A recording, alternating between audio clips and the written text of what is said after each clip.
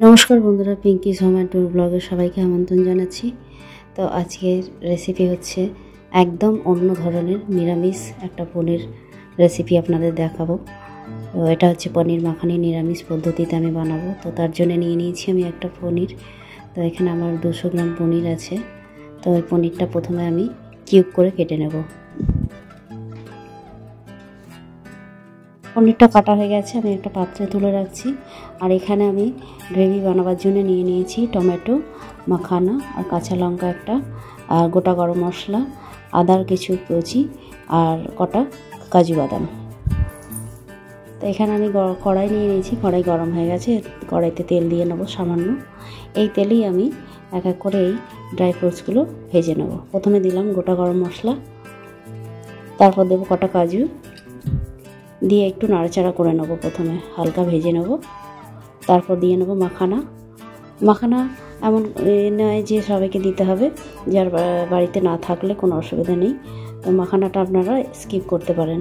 তো তারপর দিয়ে নিয়েছি আদার কুচি, কাঁচা লঙ্কা আর টমেটো, এই সব কিছু একসঙ্গে দিয়ে একটা ভালো করে ভেজে নিয়ে তারপর নুন দিয়ে দেবো, যাতে টমেটোটা একটু নরম হয়ে যায়। এখানে হয়ে ড্রাই ফ্রুটসগুলো আমি প্রথমে তুলে নিচ্ছি একটা পাত্রে, কারণ ড্রাই ফ্রুটসগুলো যাতে না বেশি ভাজা হয়ে যায় ওই জন্য। তারপর আমি পনিরগুলো টমেটোর সঙ্গে হালকা নুন দিয়ে ভাজবো। এতে কী হবে, পনিরটা নরম হবে আর টমেটোটাও নরম হয়ে যাবে। পনিরটা আমাদের হালকা ভাজা হয়ে গেছে, নরম হয়ে গেছে। এখানে টমেটোর খোসাটা আমরা ছাড়িয়ে দিচ্ছি। আর গ্রেভি বানাবার জন্যে গ্রেভি যাতে থিকনেস থাকে সেই জন্য কটা পনির আমরা এই মিক্সিতে একসঙ্গে পেস্ট করে নেব। এখানে ভাজা পনির নয়, এটা আমি আলাদা করে তুলে রেখেছিলাম, সেইটাই কয়েকটা দিয়ে এর মধ্যে একটু জল অ্যাড করে আমি একটা পেস্ট বানিয়ে নিচ্ছি। এখানে একটা কাচের বোল নিয়েছি, এর মধ্যে পেস্টটা তুলে রাখছি। বলে রাখি বন্ধুরা, এই পেস্টটা আমার পুরোটা লাগবে না, হাফটা আমি দেবো পনিরে আর হাফটা আমি তুলে রেখে দেবো, আবার কোনো সময় কাজে লাগাবো। তো দেখুন পনিরটা কতটা সফট হয়েছে। তো এইভাবে আপনারা করে নিতে পারেন। এরপর আমি কড়াই বসিয়ে দিয়েছি। এখানে তেল গরম হয়ে গেছে, তো আমি পেস্ট করা মশলাটা 3 চামচ দিয়ে নেব। দিয়ে নিয়ে ভালো করে একটু নাড়িয়ে ঝাড়িয়ে নেব।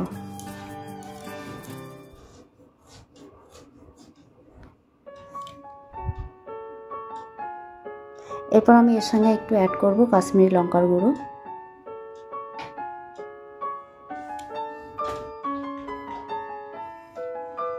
তারপর অ্যাড করব সামান্য নুন, কারণ এর আগে আমরা নুন দিয়েছি সব কিছুতে, ওই জন্য বেশি নুন দেব না। আর এখানে নিয়ে নেব পরিমাণ মতন চিনি, যাতে মিষ্টির ব্যালেন্সটা ভালো থাকে। পনিরে একটু মিষ্টি ভাব না থাকলে ভালো লাগে না, ওই জন্য আমরা এখানে 2 চামচ চিনি নিয়েছি। আর এইভাবে আমরা মশলাটাকে ভালোভাবে কষিয়ে নেব।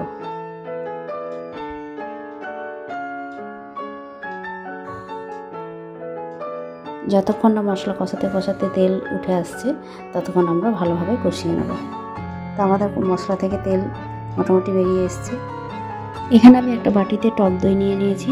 তো তার মধ্যে মিশিয়ে নিচ্ছি সামান্য নুন, কাশ্মীরি লঙ্কার গুঁড়ো আর সামান্য চিনি দিয়ে ভালো করে আমরা ফেটিয়ে নেব দইটাকে।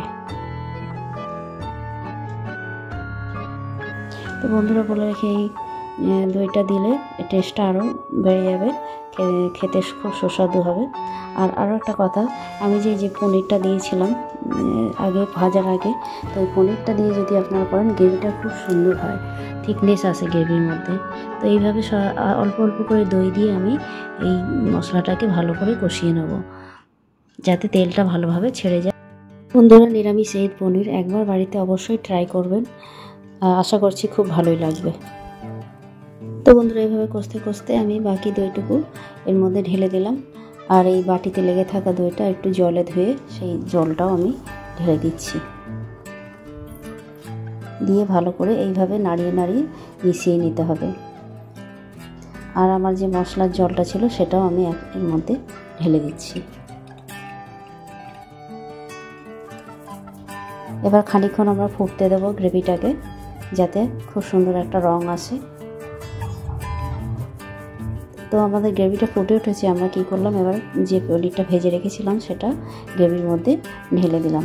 এবার দিয়ে একটু ভালো করে নাড়াচাড়া দিয়ে ফুটতে দেবো। এরপর দিয়ে নেব কাসুরি মেথি সবশেষে। দিয়ে এই কাসুরি মেথিটা দিলে এর টেস্টটা দ্বিগুণ হয়ে যাবে।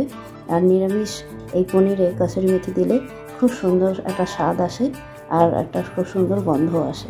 তো আমাদের পনির পুরোপুরি রেডি।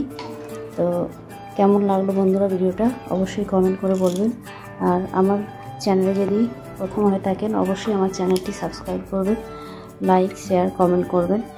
আর সবাই ভালো থাকবেন, সুস্থ থাকবেন। নমস্কার।